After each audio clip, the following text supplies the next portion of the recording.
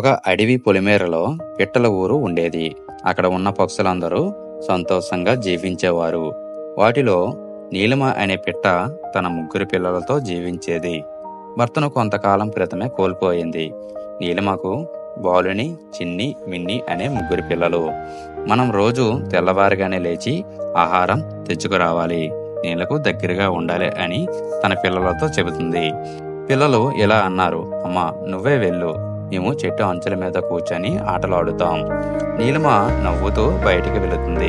కానీ ఆ రోజు అడవిలో ఎక్కడా ఆహారం కనిపించదు. అకాల వర్షాల కారణంగా తిండి లేనిదిగా మారిపోతుంది. ఇక నుండి కష్టకాలం ప్రారంభమవుతుంది. నీలిమ అనుకుంటుంది, ఇక్కడ ఇంకా మాకు తిండి దొరకదు. పిల్లల కోసం ఊరు విడిచి వెళ్ళాలి, ఏమైనా తెచ్చి వారి ఆకలి తీర్చాలి. ఆమె తన ముగ్గురి పిల్లలను ఓ చెట్టు లోపల ఉన్న పాత పిట్ట గూటిలో ఉంచి వారి దగ్గరికి వస్తూ ఇలా చెబుతుంది, నన్ను చూడకపోతే భయపడకూడదు. 1 రోజు 2 రోజులు కావచ్చు, కానీ తల్లి తప్పక తిరిగి వస్తుంది. ఆ మాట విన్న పిల్లలు కన్నీళ్లు పెట్టుకున్నారు. నీలిమ పిట్ట పొలాలు, నదులు, కొండలు దాటి ఓ పెద్ద ఊరికి వస్తుంది. అక్కడ మనుషుల మధ్య చెట్లు కొన్ని గింజలు కనిపిస్తాయి. ఆమె అక్కడక్కడ తినకుండా గింజలు వెతుకుతుంది. ఒక్కొక్కటి కాచుకొని ముక్కలుగా చేస్తుంది. అక్కడ ఉన్న కొన్ని పెద్ద పక్షులు ఆమెను తరుపుతుంటే ఆమె నెమ్మదిగా తప్పించుకుంటూ ఉండేది. ఒకరోజు నీలిమ పిట్ట ఓ పందిరి మీద ఉన్నప్పుడు ఓ పిల్లవాడు తన్ని పెట్టిన కర్ర ఆమెకు తగులుతుంది. ఆమె క్రింద పడిపోతుంది. గాయపడిన నీలిమ పిట్ట 4 రోజుల పాటు ఎక్కడికి కదలలేకపోతుంది.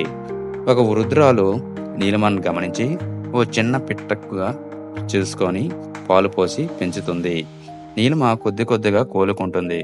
వృద్ధురాలు ఈ పిట్ట ఎంత బతికేలా ప్రయత్నిస్తుందో చూస్తే కన్నీళ్లు వస్తున్నాయి.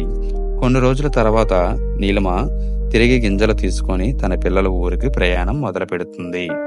చెట్టు దగ్గరకు చేరుకుంటుంది.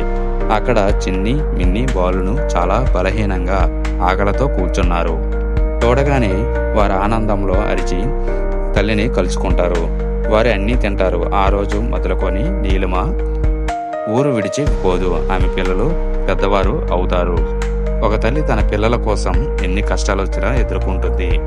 ప్రేమ ఒక పక్షికి మానవుడికి మధ్య పోలిక చూపిస్తుంది. ఈ కథ మన జీవితాల్లో కూడా తల్లిని గుర్తు చేస్తుంది. మీ తల్లిని ఇప్పుడే ప్రేమగా ఆలింగనం చెయ్యండి, ఎందుకంటే ప్రేమకు అర్థం ఆమెనే.